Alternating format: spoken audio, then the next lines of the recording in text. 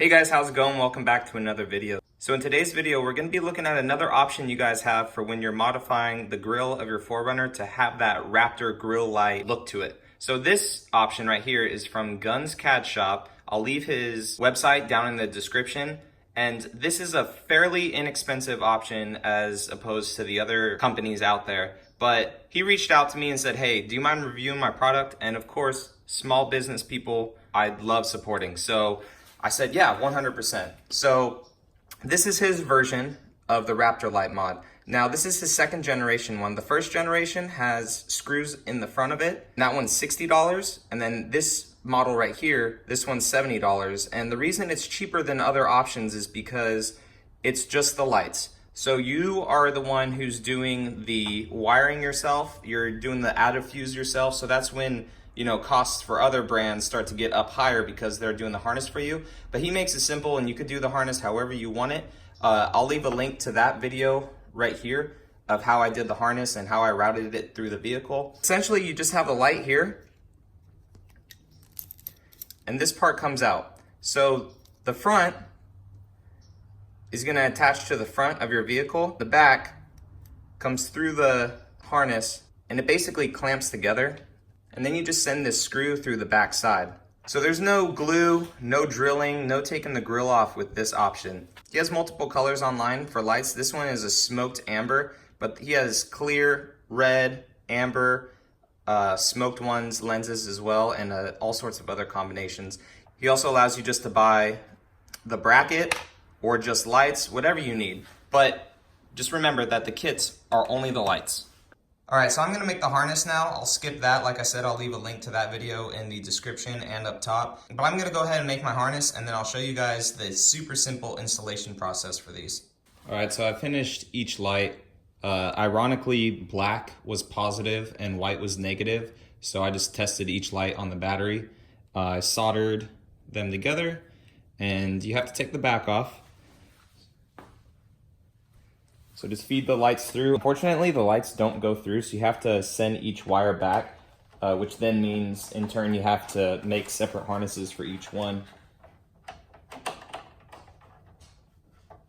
And then they just sit there like that. Then you'll come along with the back bracket on the other side, feed it through those wires and screw them in. All right, now I'm gonna take the back bracket, feed it through the wire,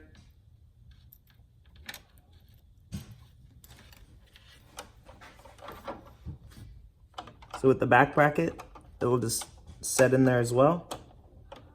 And then you just have to get the screws to screw it in. Now, obviously, the only part of the vehicle that I had to take off was the upper valence up here, but that's just so you're able to access this area.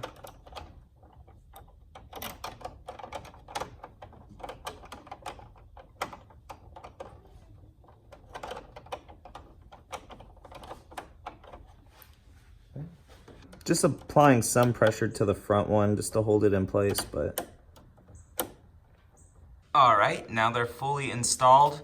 They do shake just ever so slightly, which is okay.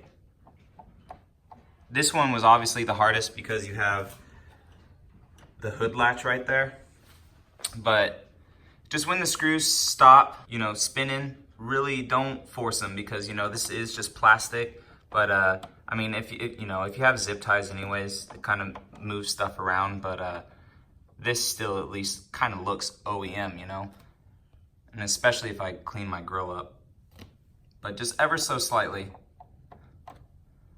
But they super easy to install though. All right, guys, and they're on. So these are decently bright, actually, for having the smoked lens. If you don't do smoked lens, they may be even brighter, but they're pretty bright for having the lens smoked. I really, really like the amber. The last grill lights that I've always had red grill lights on this, which is illegal, yes, but these are pretty bright, man. So the wire that I use, guys, is 16 gauge as well. I'll leave links for everything down in the description. So I already showed you how I wired each light. Just tucked it all back under here and everything. Just zip tied it all so it's not gonna chafe or anything. And then how I plugged it together is like this.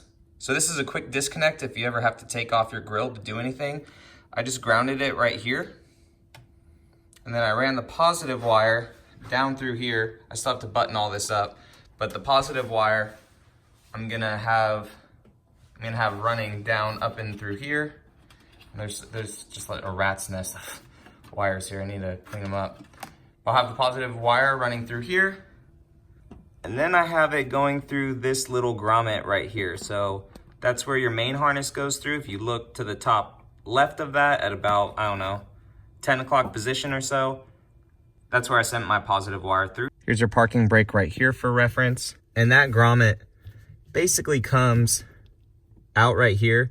So just push your wire in through, and you may have to fish around up there for the wire. I had to kind of peel back where that nut's at right there. I kind of had to peel back that sound deadening material to feel around for the wire.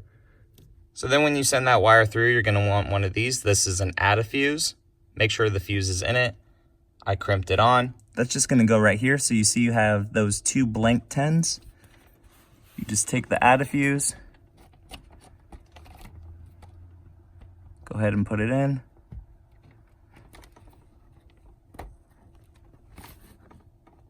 And that's where it lives. As you can see, it fits in there super, super nice.